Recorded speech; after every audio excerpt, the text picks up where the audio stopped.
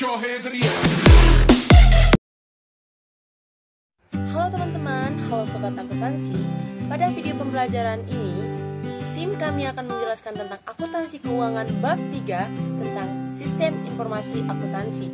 Dan poin yang akan kami jelaskan adalah poin pertama tentang sistem informasi akuntansi. Sebagai pemenuhan ujian semester ganjil, dosen Christina Panjaitan, SSTPA, MBA. Dan sebelum masuk ke dalam video pembelajarannya, kami akan memperkenalkan diri kami. Halo, perkenalkan saya Helena Hortensia Belarangga dengan NPM 20302150. Halo, perkenalkan saya Crescencia Prila Owa dengan NPM 20302004. Halo teman-teman, nama saya Maria Ayu Lewar dengan NPM 20302031. Kami dari Akuntansi Pajak Sekolah Tinggi Perpajakan Indonesia. Kita masuk ke bagian yang pertama, yaitu teori.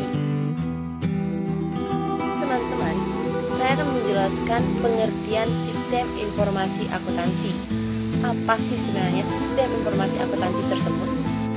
Sistem informasi akuntansi atau Accounting Information System adalah mengumpulkan dan memproses data transaksi dan kemudian menyebarluaskan informasi transaksi atau keuangan kepada pihak yang berkepentingan. Sistem ini bervariasi antara satu bisnis dengan bisnis yang lainnya.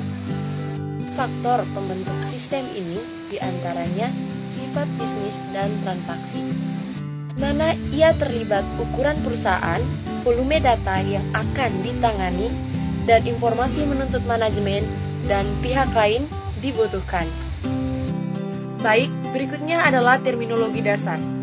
Terminologi dasar yang digunakan untuk mengumpulkan data akuntansi adalah yang pertama adalah peristiwa terjadinya konsekuensi. Suatu peristiwa umumnya adalah sumber atau penyebab perubahan aset liabilitas dan ekuitas suatu peristiwa baik internal maupun eksternal. Yang kedua adalah transaksi. Transaksi adalah suatu kegiatan eksternal yang melibatkan pengalihan dan pertukaran antara dua entitas atau lebih. Yang ketiga adalah akun. Akun adalah suatu pengaturan sistematis yang menunjukkan pengaruh transaksi dan peristiwa lainnya pada unsur spesifik seperti aset, liabilitas, dan sebagainya. Perusahaan mengatur akun secara terpisah untuk setiap aset, liabilitas, pendapatan, beban, dan modal. Oleh karena format akun sering menyerupai huruf T, kadang-kadang disebut akun T atau T-account. Yang keempat adalah akun real dan nominal. Akun real atau real account atau akun permanen adalah akun aset, akun liabilitas, dan akun ekuitas yang muncul pada laporan posisi keuangan. Akun nominal atau nominal account adalah akun pendapatan beban dan dividen, kecuali dividen akun-akun tersebut muncul pada laporan laba rugi. Perusahaan secara periodik menutup akun nominal, tetapi tidak menutup akun real. Buku besar dibagi menjadi dua. Yang pertama adalah buku besar umum, dan yang kedua adalah buku besar pembantu. Buku besar umum atau general ledger adalah kumpulan dari akun aset, akun liabilitas, akun ekuitas, pendapatan, dan beban-beban. Buku besar pembantu atau subsidiary ledger adalah buku besar yang berisi perincian yang terkait dengan akun yang ada pada buku besar. Yang keenam adalah jurnal. Jurnal adalah buku entry asli di mana perusahaan awalnya mencatat transaksi dan memilih peristiwa lainnya. Yang ketujuh adalah posting. Posting adalah proses pengalian fakta dan angka penting dari buku jurnal ke akun buku besar. Yang kedelapan adalah neraca saldo. Neraca saldo adalah daftar semua akun terbuka dalam buku besar dan saldonya. Neraca saldo yang dilakukan setelah semua penyesuaian diposting disebut neraca saldo disesuaikan, dan neraca saldo yang dilakukan segera setelah jurnal penutupan diposting disebut neraca saldo pasca penutupan atau neraca saldo setelah penutupan. Perusahaan dapat menyusun neraca saldo di setiap saat. Yang kesembilan adalah jurnal penyesuaian biaya. Jurnal penyesuaian biaya adalah jurnal yang dilakukan pada akhir periode akuntansi untuk memutakhirkan semua akun berbasis akrual agar perusahaan dapat menyusun keuangan dengan benar. Yang ke-10 adalah laporan keuangan. Laporan keuangan mencerminkan kumpulan, tabulasi, dan ringkasan akhir dari data akuntansi. Terdapat 4 laporan keuangan yang terdiri dari: yang pertama adalah laporan posisi keuangan atau Statement of Financial Position, di mana menunjukkan kondisi keuangan perusahaan pada periode akhir. Yang kedua adalah laporan laba rugi atau Income Statement atau laporan laba rugi komprehensif, di mana laporan laba rugi ini mengukur hasil operasi dalam periode berjalan.